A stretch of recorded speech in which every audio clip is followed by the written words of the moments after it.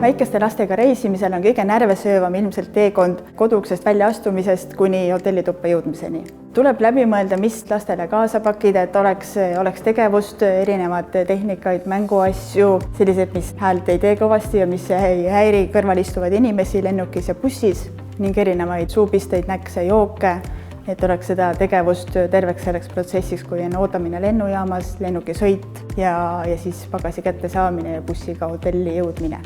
Ja et see protsess läheks veelgi valutumalt, soovitan valida otselennu või siis väga sujuvate ühendustega lennud.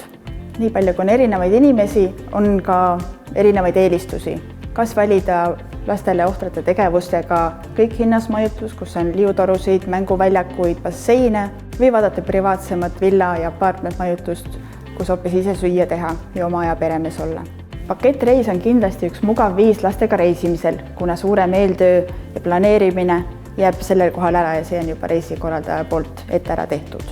Lisaks pakettreisidele tasub kaaluda ka Royal Caribbeani kruiisilaevasid, mis on just peredele orienteeritud. Laeva peal on palju tegevust lastele, on miniklubisid, on surfisimulaatoreid, on ronimisseinasid, basseine, tegevust leiab ilmselt igale vanuseklassile. Lisaks ei ole vaja mõelda pidevale kohvrite pakkimisele, kuna ujuv hotell viib sind iga päev uude sihtkohta, mida saate avastada. Usaldage julgelt oma perereisi planeerimine Estraveli reisikonsultantide hoolde.